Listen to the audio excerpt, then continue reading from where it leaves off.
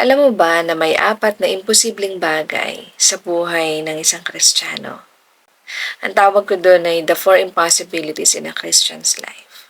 Una, it's impossible for a Christian to encounter God and not be transformed. So what does that mean?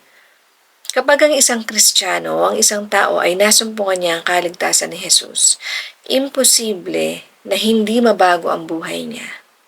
Dahil ang kaligtasan na galing kay Jesus ay nagbabago ng buhay. Ito ay nagbabago ng pagkatao.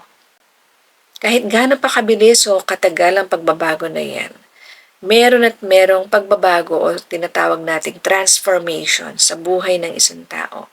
Ang sabi sa Book of Corinthians, if anyone is in Christ, the new has come. The old has gone and the new is here. So anong ibig sabihin nun? Magkakaroon ng regeneration of the heart ang isang Kristiyano. Mula sa mga dati niyang gawi ay unti-unti ay babaguhin ng Panginoon ang kanyang puso, ang kanyang pag-iisip at ang kanyang mga kilos. So lahat yan babaguhin, no? So unti-unti babaguhin ng Diyos, ng Panginoong Jesus, ang buhay at pagkatao ng isang Kristiyano. Imposibleng hindi mangyari yan sa isang Kristiyano. Pangalawa, it's impossible for a Christian to encounter God and not hear the convictions of the Holy Spirit. The Holy Spirit is one of the three personas of God. No? No, ang Panginoong Jesus ay umakyat sa langit, nag-ascend. No? Iniwan niya ang banal na spirito upang maging gabay natin. No? Iba ang konsensya sa banal na spirito, no? Magkaiba yon. The Holy Spirit is the one who speaks to us, no? Through the Word of God. Kapag tayo ay magdedesisyon, kikilos, magsasalita o kung ano man ang mga ginagawa natin. Ang sabi sa Book of John, the conviction of the Holy Spirit is sin, righteousness, and judgment. So, nako-convict tayo sa Holy Spirit kapag tayo ay nagkakasala o magkakasala pa lang. Kapag tayo ay gumagawa ng mabuti o kapag merong gustong iudyok sa atin ng Diyos na gawin natin na mabuti. At kapag tayo ay mangangailangan ng judgment, no, para sa mga sitwasyon natin sa buhay.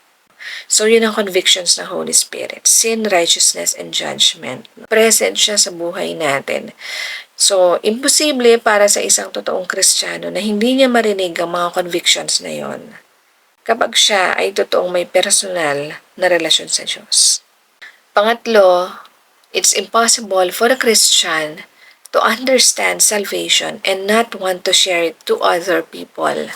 Iba yung narinig mo lang ang magandang balita ng kaligtasan sa naiintindihan mo. So kapag ang isang tao ay naintindihan niya ang kaligtasan na dala ni Jesus, ang mabuting balita, gugustuhin niya na ma-share ito sa ibang tao, lalo na sa mga mahal niya sa buhay. Kaya ang mga Kristiyano, very passionate sila pagdating sa pag-share ng word. Kasi nabubuo yun sa puso eh. Ang sabi nga sa Book of Mark, go into all the world and preach the gospel to all creations. Yun ang utos sa atin ng Diyos. Kaya, that's also one of the reasons kung bakit ginagawa ko to, na nagko-content ako ng Christian. Dahil out of gratitude, I'm doing this for God. And out of also my awareness of my responsibility as a Christian. We need to share the Word of God. We need to share and show it to other people, especially sa mga mahal natin sa buhay. And lastly, it's impossible for a true believer, a true follower of Christ, to lose his salvation. I know this topic has been up for debate for the longest time, no? Marami nagsasabi, yes, you can lose your salvation. Meron namang sinasabi nila na hindi. But my stand here is that a true believer, I'm talking about the true believer, true follower of Christ, it's impossible for him to lose his salvation. Bakit? Ang sabi sa John, I give them eternal life. They shall never perish, and no one can snatch them out of my hand.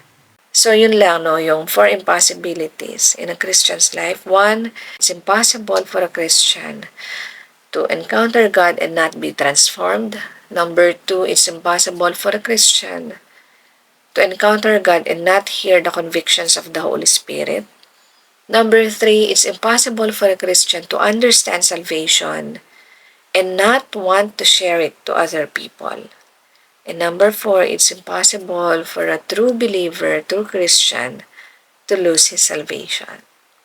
So yun lang, sana nakatulong. Salamat.